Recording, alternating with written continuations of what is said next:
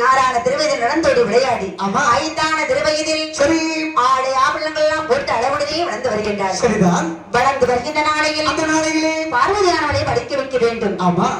அங்கே சரி மானிட துறை பார்த்தீங்களா? கண்டிப்பாக படிக்க வைக்க வேண்டும் என்று சொல்லி சரிதான். பார்வதியானவை அப்படி என்னவெல்லாம் படித்து வருகின்றார்? என்னம்மா? அறிவறி ஒன்றி மீது அத்திச்சொடி படித்து நான் வேதம் 6 சாஸ்திரம் 11 28 அகமம் 32 தர்மம் 64 இலக்கியம் எல்லாம் படித்து வருகின்றார். அழகாக படித்து வருகிறார். அழகாகவே படித்து வரக்கூடிய நேரத்தில் பார்வதியானவருடைய வயதானது என்னாகிறது? 12 வயதாகிறது. அந்த 12வது வயதில் என்னம்மா செய்து வருகின்றார்? 12வது திருவயதில் சரி இந்த பார்வதியானவை சரி அழகுடனே வளர்ந்து வருகின்றார். சூரியனை காணால சுற்றி ஒரு கருப்பு உண்டு, சந்திரனை காணாலும் சுற்றி ஒரு கருப்பு உண்டு, மாதுளம் பழத்துக்கான மத்தியில் ஒரு கருப்பு உண்டு, ஆடுகிற நாகத்துக்கும் அடியில் ஒரு கருப்பு உண்டு சொல்வார்கள். பெருமமுடி கருப்புடைய பெண்ணை ஒரு கருப்பு பார்க்க முடியும், தலைமுடி கருப்புடைய தானே ஒரு கருப்பு பார்க்க முடியாத அளவுக்கு அழகாகவே இருக்கின்ற அழகுடனே பார்வதியானவள் வளர்ந்து வர சரி தக்கராஜன் சொல்கின்றார். வேதவல்லியை பார்த்து சொல்கின்றார். ஆமா வேதவல்லி என்ன வேதவல்லி பார்த்து என்ன சொல்றாரு? அம்மா வேதவல்லி குழந்தைக்கு வயது 12 வயதாகி விட்டது. ஆமா நமக்கு இது அதாவது 150 பிள்ளை வந்து நமக்கு அப்பா அம்மா பாக்குறதுக்கு நம்ம பிள்ளைகள் இல்லாம ஆகிவிட்டோம். சரியா? இறைவன் அருளாளர் பெண் குழந்தை இருக்கிறது. 12 வயதாகிறது. 12வது திருமணத்தை முடிக்க வேண்டும் அல்லவா? நம்முடைய பிள்ளைக்கு விசித்திரமாக திருமணம் செய்ய வேண்டும். காரணம் எல்லா நாட்டு மன்னர்கள் நாமளும் ஒரு மந்திரியாக இருக்கின்றோம் அல்லவா? ஆகையால் ஒரு மன்னனுக்கு நாம் அந்த மகளை திருமணம் செய்து கொடுத்து விட்டால் மற்ற நாட்டு மன்னர்கள் எல்லாம் கோபப்படுவார்கள் கண்டிப்பாக. ஆகையினால் சரி நம்ம பார்வதிக்கு சுயவர திருமணம் நடத்த வேண்டும். சுயவர திருமணம் என்றால் சுயவரம் என்று சொன்னா மாப்பிள்ளை தேர்வு. மாப்பிள்ளை தேர்வுன்னா சாதாரணப்பட்ட விஷயம் அல்ல. வேற ஒரு அழகாக ஒரு மலர் மாலையை பெண்ணை கையை கொடுத்து அவன் வீசி எறிகின்ற பொழுது யாருடைய இல்லத்தில் விழுகிறது அவன் தான் அவளுக்கு மாப்பிள்ளை. அப்படி சுயவர கல்யாணத்துக்கான ஏற்பாடுகள் எல்லாம் தக்கராக செய்து வருகின்ற பொழுது மந்திரியை பார்த்து சொல்லுங்க, அப்பா மந்திரி உடனே சென்று எல்லா நாட்டு மந்திரிகளுக்கும் வீட்டுவதை அனுப்பிவார். ஆமா சரி அந்த வார்த்தை கேட்ட மந்திரியானவள் ஆமா 55 தேசத்து ராஜாக்களும் வீட்டுவரை அனுப்புகிறார்கள். சரி வீட்டுவரை அனுப்பி எல்லா தேசத்து மன்னர்களும் வருகிறார்கள். சரி இங்கே வருகின்ற நேரத்தில் ஆமா இங்கே தக்காபுர கோட்டையிலே எல்லா நாட்டு மன்னர்களுக்கும் தனி ஆசனங்கள் அமைத்து வைக்கிறார்கள். அப்படி கோலாகலத்தில் நடந்து வருகிற நேரத்தில் சரி கைலாசமரியில் பகவான் நடக்கின்றார். பார்வதியானவருக்கு சுயவர திருமணம். அப்படி என்றால் பார்வதியானை திருமணம் செய்ய வேண்டும் என்று சொல்லி அவர் எந்த கோலத்தில் வருகிறார் என்றால் கப்பரையும் பொக்கணமோ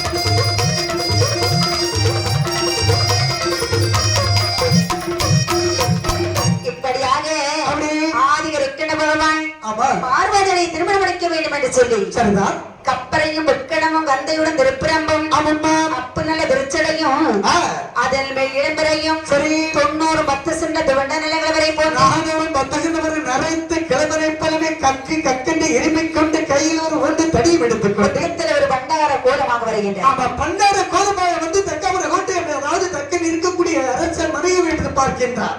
அங்கே பார்க்கின்ற பொழுது பந்தல்களும் விதவிதமாக போட்டிருக்கின்றார்கள். சரிதான். மன்னர்களுக்கெல்லாம் ஒரு பந்தல், மந்திரி பிரதானிக்கு ஒரு பந்தல், ஒளிஜனங்களுக்கு ஒரு பந்தல், பந்தாரத்துக்கு கோட்டைக்கு வெளியே ஒரு பந்தாரம் போட்டார்கள். ஆமா அந்த பார்க்கின்ற ஆண்ட சிவபெருமான் அதாவது நாம இருக்கக்கூடிய கோலத்தோடு போய் அரசு மன்னர்கள் இருக்கக்கூடிய இடத்துல நம்ம உட்கார்ந்தா இருக்க விடுவானா? பண்டார கோலத்துல நம்ம வந்திருக்கிறோம். அப்படி சுற்றுமுற்றும் பார்க்கின்ற பொழுது கோட்டைக்கு வெளியே இருக்கக்கூடிய பந்தலை எட்டி பார்த்தால் பண்டாரங்கள் அமர்ந்திருக்கின்றார்கள். அந்த பண்டார கூட்டத்தில் சிவபெருமான் அமர்ந்து கொண்டிருக்கின்றார். அப்படி இருக்கிற நேரத்தில் அப்படி அங்கே பார்வதியானுடைய மனக்குரம்பல் வருகின்றார்கள். வருகிற நேரத்தில் அப்படி எல்லா நாட்டு மன்னர்களையும் அறிமுகப்படுத்தி வைக்கின்றார் தக்கராஜன். அப்படி படுத்தி வைக்கிற நேரத்தில் அந்த நேரத்தில் எந்த நாட்டு மன்னர்களையும் அவன் ஏறெடுத்து பார்க்கவில்லை. ஆனால் தக்கராஜன் ஒரு மலர் மாலை எடுத்து கையிலே கொண்டு கொடுக்கின்றார். கொடுத்து விட்டு பார்வதியாலை பார்த்து சொல்லுகின்றார், அம்மா பார்வதி, உனக்கு ஏற்ற மணவாளன் எந்த மன்னனை பிடித்திருக்கின்றதோ அந்த மன்னங்களிடத்திலே மாலையை போட்டு விடுகின்ற சொல்ல சரி அந்த மலர் மாலை பார்வதியால் கையில் கொடுக்க கையில் கொடுத்த நாங்கள் பார்வதியால் நினைக்கின்றாள். என்ன நினைக்கின்றாள்? எரிகின்ற மாலையானது மனதுக்குள் நினைக்கின்றாள். ஆதிகரிக்கின்ற பகவானி, நான் எரியக்கூடிய மாலையானது தாங்கள் எங்கு இருந்தாலும் சரி இந்த மாலையை உங்கள் கருத்திலே விட வேண்டும் என்று சொல்லி ஆதிகரிக்கின்ற பகவானை மனதால் நினைக்கின்றாள்.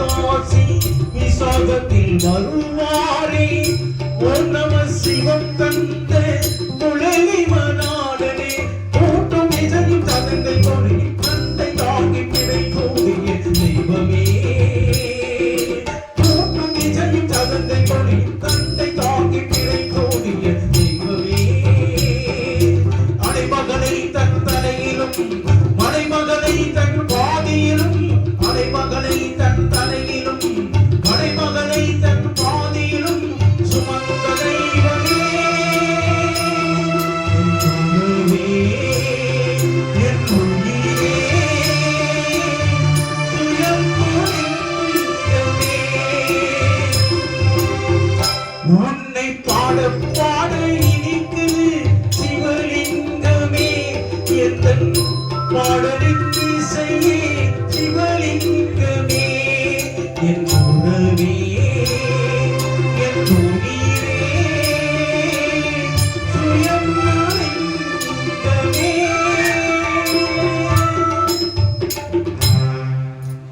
இப்படியாக அப்படி ஆதிகரிக்கிற பகவானை மனதால் நினைத்து ஆமா மாலையை சுழற்றி எறிகின்றாள். சரிதான் சுழற்றி எறிகிற நேரத்தில் ஆமா இந்த மாலையானது யாருடைய கழுத்தில் விழுகிறது?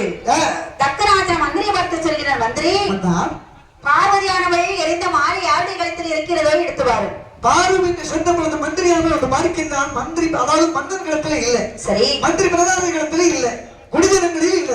இல்ல. கோட்டைக்கு வெளியே பண்டாரம் இருக்கக்கூடிய கூட்டத்தில் ஒரு பண்டார கழுத்திலே மாலை இருப்பதை கண்டான். சரி. உடனே வருகிறான். மன்னா ஆ, அதாவது போய் ஒரு பண்டார கழுத்துல மாலை கிடக்குது பையா, பண்டார கழுத்துல மாலை கிடக்குது. அப்படியா? ஆமா யாருக்கும் தெரியாமல் மாலையை வாங்கி விட்டு வாரு. வார்த்தை கேட்டது ஓடோடி சென்று சிவபெருமானாகிய பண்டார கழுத்தில் இருக்கக்கூடிய மாலையை கழுத்தி வாங்கி கொண்டு மீண்டும் தக்க கையிலே கொடுக்கின்றார். மாலையை வாங்கி பார்வதியானவள் கையை கொடுத்து சொல்கிறார் தக்கராஜன். என்ன சொல்லுகிறார்? அம்மா பார்வதி, அப்பா உனக்கு சரி உனக்கு ஏற்ற மனவாளனை தான் எடுத்து தேர்ந்தெடுத்துக்கொள். ஆமா அப்படி என்று சொல்லி சரி மீண்டும் பார்வதியானவை அப்பா. மாலையை கையில் வாங்கி சரி மீண்டும் பார்வதியானவை மனதால் நினைத்துக் கொண்டு ஆமா. மாலையை சுழற்சி எறிகிறார். ஆமா மாலையை சுழற்றி எரிகின்ற பொழுது மீண்டும் பண்டார கழுத்தில் மாலை கிடக்கின்றது. பண்டாரத்து கழுத்தில் விழுந்தது. ஆமா இந்த மந்திரியானவர் ஓடோடி சென்று ஆ. தக்கெடுத்து சொல்லிய தக்கராஜனே, ஐயா உங்களுடைய மனைவி மகள் பார்வதியானவள் ஆ. எரிந்த மாலையானது அந்த பண்டாரத்தின் கழுத்தில் இருக்கிறது. சரி அப்படி என்றால் இந்த பண்டாரம் ஏதாவது மந்திர தந்திரம் பிடித்தவனா ஆமா இருக்கும். இருந்தாலும் இருக்கும் சுவாமி. மாலையை வாங்கி விட்டு ஆ. ஓடி கல்லறை வைத்து கட்டுங்கள். ஆகட்டும் என்று சொல்லி மாலையை வாங்கி கொண்டு அழகாக கல்லறை அமைத்து கல்லறைக்குள்ளே உட்கார வைத்து மூடுகளை போட்டு நிரப்பினார்கள். நிரப்பி மூன்றாவது முறையாக தக்கராஜன் பார்வதி கையிலே மாலை கொடுக்கின்றான். பார்வதியாக மாலையை வாங்கி சரி மீண்டும் சுழற்சி எறிகின்றார். ஆமா கல்லறைக்குள் இருக்கும் அந்த பகவான் கழுத்திலே மாலை விடுகிறது. சரி சுற்றி சுற்றி பார்க்க நினைத்து மாலை யாருடைய கழுத்தில் இல்லை. ஆமா உடனடியாக கல்லறை அடித்து உடைத்து பார்க்க நினைத்தில் சரி. பிரகாசத்தோடு எழுப்பி வருகின்றார் பரவகார். ஆமா அப்படி வருகிற நேரத்தில் ஆ. நினைக்கிறார் தக்கராஜன். ஒரு நேரம் அல்ல 2 நேரம் அல்ல 3 நேரம் இந்த மாலை அதே பண்டார கழுத்திலே மாலை விழுந்தது. ஆமா. இது இதுக்கு மேலே இருந்தா சரியாகாது. ஆ. எல்லாரும் வந்தவர்கள் எல்லாரும் திருமணம் நடக்கவில்லை என்று சொல்லி ஏமாற்றத்துடன் நண்பர்கள் எல்லாம் சென்றார்கள். சரி சென்றபோது நினைக்கின்றான் தக்கராஜன், ஆ. எப்படியாவது மனவரை அமைத்து எப்படியாவது திருமணத்தை முடித்து விட வேண்டுதான். அப்படி என்று சரி ஆதி வைக்கிற பகவானை அவன் பன்னீரால் வெந்நீரால் குளிப்பாட்டி சரி அழகாக வாப்பிள்ளை கோலம் கொண்டு ஆஹா. பார்வதியானவளை மனவரைவில் நினைத்து சரி மனம் முடித்து கொடுக்கின்றார். ஆமா மனம் முடித்து கொடுத்து கொடுத்து பகவானை பார்த்து இந்த தக்கராஜன் சொல்லுகின்றார், என்ன சொல்லுகிறான்? டே பண்டாரம், ஆமா இந்த பாரு என்னை மாமா என்று அழைக்க கூடாது. ஏன் மாமா? இந்த பாரு எனக்கு விருப்பம் இல்லாமல் எனது மகள் பார்வதியை நீ திருமணம் முடித்துக் கொண்டாள். ஆமா மாமா ஆனால் சரி ஆனால் ஒன்று, சொல்லுங்க. இந்த கோட்டையை விட்டு இன்றிலிருந்து எங்கேயும் போக கூடாது. கோட்டை விட்டு வெளியே போகக்கூடாதா மாமா? உனக்கு எல்லா வசதியும் இங்க இருக்கு. ஆகட்டும் மாமா, அப்பதான் உட்கார்ந்துக்கிட்ட மாமா. ஆனால் ஒன்று சொல்லுங்க. உனக்கு 3 வேளை எந்த வேலை? ஒரு வேலை வச்சிருக்கேன். எந்த வேலை மாமா? காலையில் மத்தியானம் சாயங்காலம் ஆ. 3 வேளை எனக்கு விபூதி கொடுத்து வர வேண்டும். ஓ உங்களுக்கு நான் விபூதி கொண்டு வர வேண்டுமா? ஆமா. கவலை விடுங்க மாமா, எப்ப கொண்டு வரணும் நீ மட்டும் சொல்லுங்க, நான் கரெக்டா கொண்டு தந்துருவேன். அப்படி என்று சொல்லி ஆமா தினந்தோறும் விபூதி கொடுத்து வருகின்றார். சரி ஒரு நாள் தக்கராஜன் சொல்லுகிறார், ஆ. பண்டாரம் மாமா. இன்றைய தினத்தில் விபூதி கொண்டு வர வேண்டாம். ஏன் மாமா? ஏனென்றால் ஆ. 55 தேசத்து ராஜாக்கள் மீது நாட்டில் வந்து நாட்டில் உள்ள வடநிலை பேசுவார்கள். சரிதான். ஆகையினால் சரி. அந்த கூட்டத்திலே வந்து மாமா விபூதி என்று சொன்னால் எனக்கு கேவலம் வெக்கமா இருக்கும். அப்படியா? ஆமா மாமா அந்த கவலை விட்டுருங்க, கொண்டே வர மாட்டோம் மாமா. அப்படி என்று சொல்லி சரி. இன்றைய தினத்தில் விபூதி கொண்டு வர வேண்டும் என்று சொல்ல சரிதான். நினைக்கின்றார் பகவான். என்ன செய்கிறார்? இன்றைய தினத்தில் இதுதான் தக்க தருணம். ஆமா. விபூதி கொண்டு மாமா என்று சொல்ல வேண்டும். ஆ. கேட்டதும் சரி. சங்கராஜன் கோபத்தோடு வெளியே போய் என்று சொல்வார். ஆமா. பார்வதி அழைத்துக் கொண்டு வேராசமரைக்கு சென்று விடலாம். அப்படி என்ற போது அப்படி என்று ஆமா மட்டம் நடந்து கொண்டிருக்கிறது. சரி, சபை கூடிக்கொண்டிருக்கின்ற பொழுது மத்தியானம் 12 மணி நேரம் ஆனதும் நினைக்கின்றார் பண்டாரமாகிய சிவபெருமான். என்ன? மாமா விபூதி கொடுக்க வேண்டும் அல்லவா? 12 மணி நேரத்தில் ஓடோடி சென்று விபூதி எடுத்துக்கொண்டு அரசு சபையிலே சென்று மாமா விபூதி சத்தம் போடுறார். ஏய் மாமா மாமா விபூதி விபூதி மாமா எவ்வளவு கொழுப்பு இருந்தா எவ்வளவு திமிரு இருந்தா இன்றைய தினத்தில் விபூதி கொண்டு வர வேண்டாம் எவ்வளவு எடுத்துரைத்தும் அப்ப எவ்வளவு ஆணவத்தோடு தோன்றிருக்கின்றார். ஆமா. மானம் கட்டவனே மாமா மரியாதையாக வெளியே போய்விடும். மறுமோனி கொஞ்சம் யோசித்து பேசுங்க மாமா. டேய் மாமா வெளியே போய் என்று சொன்னேன். வார்த்தை கேட்டதும் வெளியே வருகின்றார் சிவபெருமான். வேதவராது தக்கமுறை கோட்டையில வந்து தக்கமுடைய அரண்மனைக்குள்ளே வந்து பார்வதி கூப்பிடுறார். பார்வதி என்னங்க மாமா போவோம். எங்க போகணும்? நமக்குன்னு ஒரு இடம் இருக்கு, அந்த இடத்துல உட்கார்ந்துரும் பாப்போம். சரி வாங்க சுவாமி போகலாம். எங்கெல்லாம் இருக்கணும் பார்த்து இருக்கணும். முதல்ல அப்படியே இருக்கிறதுக்கு முன்னாடி எழுத்து இருக்கணும். சரி அப்படிதானே? ஆமா. அதாவது இருக்கு முன்னாடி எழுத்து இருந்தா அந்த இருப்புட ரெண்டு ஆகாது. ஆமா. எதுலயும் யோசிக்காம இருந்துட்டானுச்சுன்னா இருப்புட ரெண்டாவது. இந்த இடத்தை விட்டு அடுத்த இடத்துக்கு தான் போகணும். இங்க இந்த இடம் நமக்கு சரியில்லை. சரி நமக்குன்னு ஒரு இடம் இருக்குல்ல, அங்க போலாம். அம்மா போவோம். அப்படி என்று சரி. பகவான் பாதனை அழைத்துக் கொண்டு எங்கே வருகிறார்? எங்க வருகிறார்? வந்து சிவனாரோ பாதனையை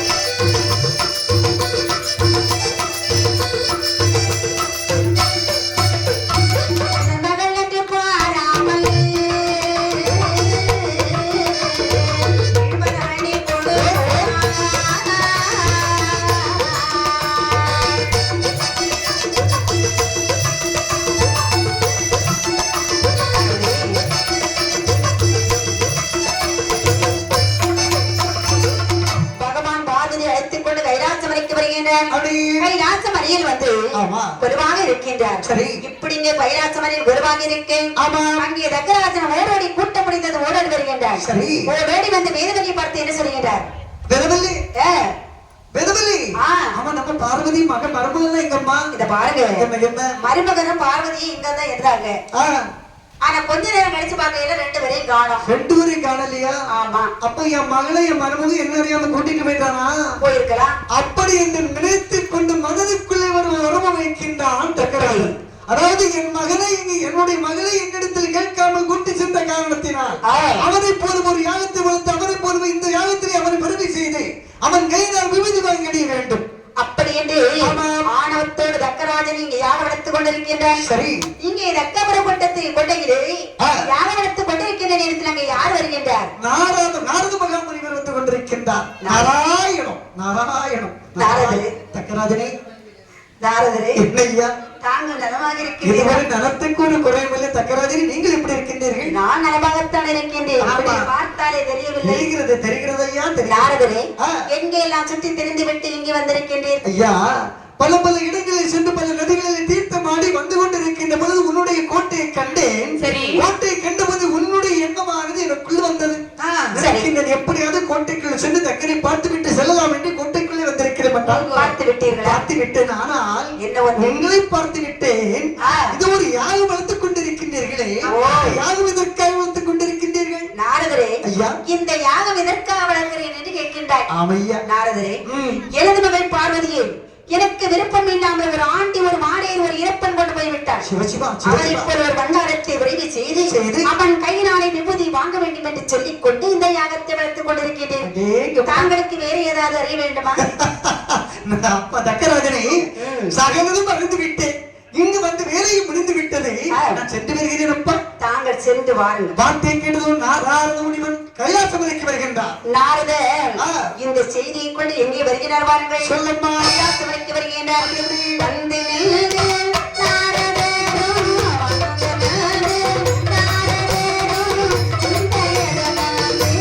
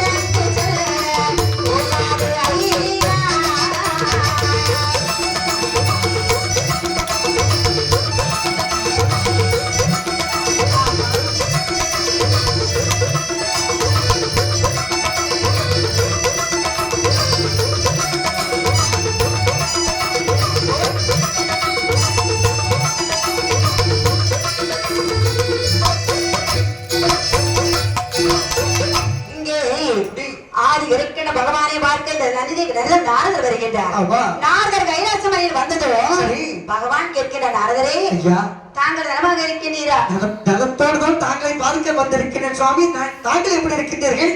நான் நலமாக இருக்கின்றேன். அப்படியா? நாரதரே, ஐயா இந்த பாருங்க, ஏதோ கலகம் போட்டலாம் என்று வந்திருக்கிறேன். அது மட்டும் உண்மை என்று தெரிகிறது. சிவசிவா சிவசிவா, ஒரு தடவை நடந்தது போல மீண்டும் அதையே கலகத்தை உண்டு பண்ணி வந்திருக்கிறேன் நினைக்கின்றீர்களா? ஆமா சுவாமி. தாங்கள் எங்கே போய்விட்டு எங்கே சுற்றி திரிந்து விட்டு எங்கெல்லாம் போய்விட்டு வருகின்றீர்கள்? பல இடங்கள் சென்று வருகின்ற போது உங்க மாமா தக்கபுர கோட்டைக்கு போனேன். மாமா இருக்காரு, தக்கனை பார்க்க ஆசை இருந்தது. கோட்டைக்குள்ள சென்று பார்க்கின்ற தக்காபுர கோட்டைக்கு சென்றீர்களா? ஆமையா. நாரதரே, ஐயா, தக்காபுரத்தில் எனது மாமனார் நலமாக இருக்கின்றார். நலத்துக்கு ஒரு குறையும் இல்லை. ஆனால் ஒன்று சுவாமி. என்ன ஒன்று? ஆணவத்தோடு யாகத்தை வளர்த்துக் கொண்டிருக்கின்றார் உங்கள் மாமா தக்கன்.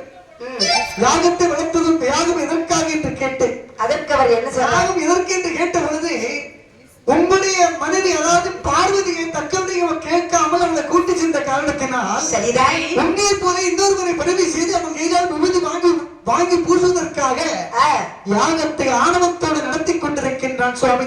நாரதரே, ஐயா, எதுவாக இருந்தாலும் அது எனது மாமனார். நான் பார்த்துக் கொள்கிறேன். பார்வதியானவன் இப்ப வந்து விடுவார். சுவாமி, தாங்கள் சென்று வாருங்கள். அதோ வந்துட்டு இருக்கான். தாங்கள் சென்று வாருங்கள். வருகின்றேன் ஐயா, வருகின்றேன். அப்படி என்று நாரதர் வெளியே போக பார்வதியானவன் ஓடோடி வருகின்றார். அடே சுவாமி, அம்மா, நாரதர் வந்து விட்டு போகின்றார். ஆமாம்மா. ஏதோ தக்காபுர கோட்டை யாகம் அப்படி இப்படி பேசிக் கொண்டிருந்தீர்கள். பார்வதி உன் காதல கேட்டதா? காதல கேட்கல, கொஞ்சம் கொஞ்சம் கேட்டுச்சு. கேட்டதுல வேற ஒண்ணு இல்லம்மா. அதாவது நம்ம ரெண்டு பேருக்கு திருமணம் பண்ணிட்டு அவங்க தக்காபுர கோட்டையில இருந்தோம் அல்லவா? இருக்கின்ற பொழுது ஒன்னே கைலாசமலைக்கு அழைத்து வருகின்ற பொழுது உன் மாமா எடுத்து நாமளும் ஒரு வார்த்தை சொல்லவில்லையா? சொல்லாத காரணத்தினால் அவன் கையினால் விபூதி வாங்கி அடைவதற்காக யாகத்தை நடத்துகின்றார் என்று நாரதர் செப்பிக்கிட்டு போயிருக்கார், சொல்லிக்கிட்டு போயிருக்கார். உடனே ஆ. பார்வதியாக சொல்லுகின்றார், ஆமா சுவாமி சொல்லுங்க. எதுதான் இருந்தாலும் நாரதா, ஐயா. நாரதர் சொல்லக்கூடிய வார்த்தையை நீங்கள் கொஞ்சம் கூட நம்ப வேண்டாம். அப்படி எனதோ சரி. பார்வதியாமல் பகவானை அடிபணிந்து என்ன சொல்கிறார் பாருங்கள். என்ன சொல்கிறார்? ஆரியருக்கிற பகவானே, என்னம்மா? நாரதவை முனிவன் சொல்லை நம்பதெல்லாம் சிவனாதா. நாரதவை முனிவன் சொல்லை நம்பதெல்லாம் சிவனாதா. ஆணையிட்டு கூட்டி வந்தேன். மறுத்தருணை போனதில்லை.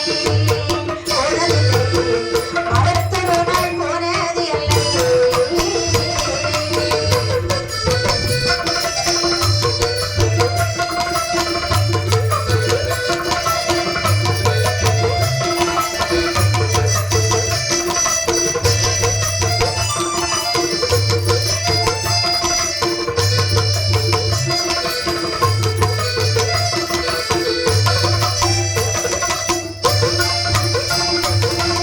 நான் சென்று பார்த்து வருகிறேன்.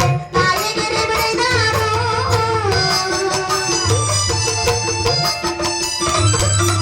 நான் சென்று பார்த்து வருகிறேன். நாயகர் விடைதாரோ. தகப்பன் ஏழும் பொன்வானே. தக்கவரும் தாரோமையா. இறைவா, தக்கவரும் தாரோமையா.